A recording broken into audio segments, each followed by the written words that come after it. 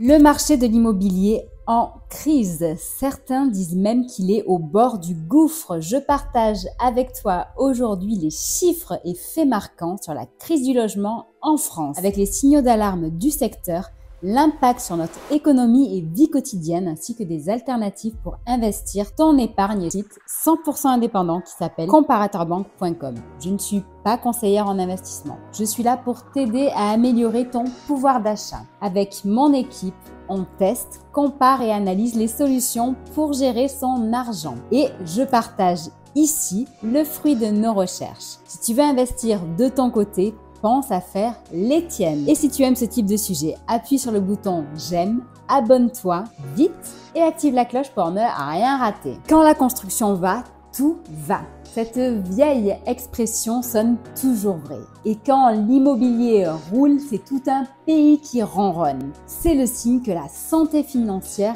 est au top.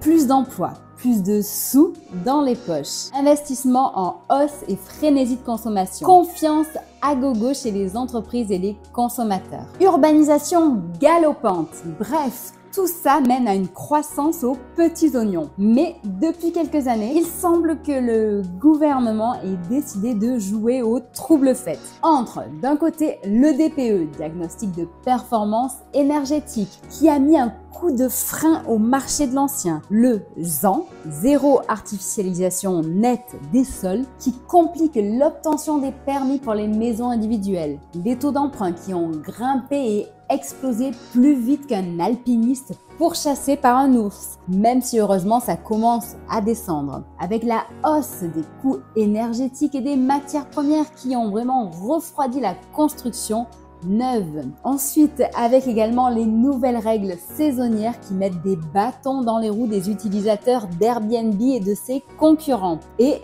j'en passe. Bref, résultat des courses, un bilan qui n'est pas très reluisant. On a tout d'abord par exemple une chute de 22% des ventes sur un an. Le week-end dernier, j'ai d'ailleurs croisé un constructeur originaire de Paris et il m'a dit que d'habitude, il bâtissait 42 logements par an. Là, on est en juillet et il n'en avait sorti de terre que 5. Donc, c'est vraiment pas folichon. Ensuite, il y a aussi la baisse de près de 4% des prix sur 12 mois avec une moyenne de 3,8% de moins. C'est la plus grosse chute que l'on a connue en 15 ans. Même si bien entendu il y a quelques perles rares avec vue mer ou super localisation. Eux, ils s'en sortent. Bref, cette baisse pourrait atteindre de 5 à 7% selon les experts. Ensuite, il y a aussi les faillites en chaîne, que ce soit les agences immobilières ou alors les constructeurs. Une agence sur 24 a mis la clé sous la porte, soit une hausse de plus de 112%. Pour ce qui est des constructeurs, il y a plus de 33% de défaillances. En 2023, la construction représentait un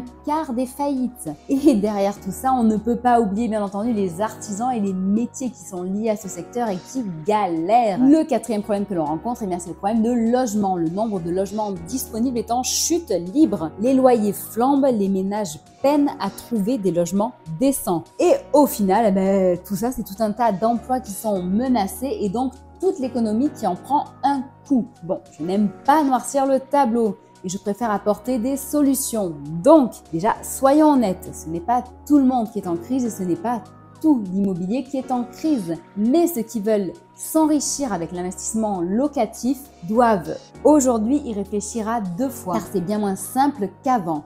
On va donc parler d'alternatives pour ton épargne, en sachant que l'idéal, comme toujours, est d'avoir un portefeuille qui soit à la fois diversifié et adapté à ton profil et tes objectifs.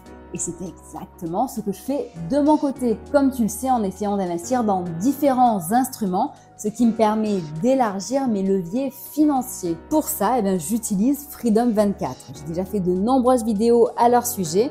Regarde sur ma chaîne ou sur mon site comparatorbank.com, ou alors tu peux aussi cliquer sur le lien qui sera présent en descriptif ou commentaire épinglé. Bref, ainsi tu sauras tout sur eux, que ce soit leurs frais qui sont plutôt réduits quand même par rapport à leurs concurrents, que ce soit la sécurité qui est maximale. En effet, Freedom 24 est une filiale de la holding cotée en bourse au Nasdaq sous le ticker FRHC. Et même si leur siège n'est pas implantés en France. Ils sont aujourd'hui suivis par 3 régulateurs. Ils sont enregistrés sur Regafi en France, qui est un organe de l'ACPR et de la Banque de France, sous le numéro 73 811, et ton argent est protégé par les fonds d'indemnisation des investisseurs jusqu'à 20 000 €. Enfin, sache aussi qu'ils ont un bureau à Paris avec des conseillers qui répondent à tes questions rapidement et en plus en français. Si je t'en parle, donc ce n'est pas pour rien, je les ai testés, ma team aussi, et on les valide. Choisir d'investir avec eux, c'est se donner l'opportunité en fait d'utiliser une solution sécurisée qui peut être à la fois une alternative au livret A et à l'immobilier. Et avec un tout en fait. Ils ont fait une FAQ qui est hyper garnie, je te mets le lien en descriptif sous cette vidéo, qui répond à toutes les questions que tu peux te poser. Comme par exemple, comment alimenter via ce levier sur plus de 1 million d'actifs, que ce soit des actions, des ETF, des futurs, des obligations, et en plus tout ça sur 15 bourses internationales, soit bien plus que d'autres courtiers. Sans oublier qu'ils ont en plus en ce moment une promotion active jusqu'au 31 août et tu peux recevoir jusqu'à 20 actions en cadeau, le petit bonus comme ça. Je te laisse voir le détail en lien. Si l'on revient sur la bourse, sache que ce n'est pas la même histoire qu'avec les solutions d'épargne financier et que tu peux le perdre. Donc si tu n'as ni stratégie ni connaissance, il faut vraiment que tu te formes et que tu fasses tes propres recherches. C'est très important d'avoir une culture financière et de te former. Ce n'est pas pour rien que lorsqu'on parle de ce type de support, on se doit de rappeler qu'investir comporte des risques et qu'il est essentiel de faire ses propres recherches et ses analyses. Ça rappelle un petit peu le fameux fumetu que l'on retrouve sur les paquets de cigarettes, n'est-ce pas? Bref, Freedom 24 va te permettre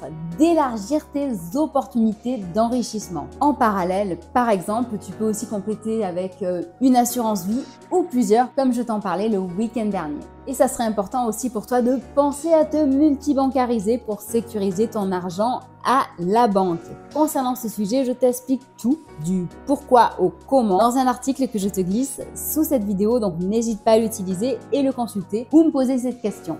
Bref, avant de clore cette vidéo, dis-moi si tu as des questions et pense bien que je ne suis pas conseiller financier.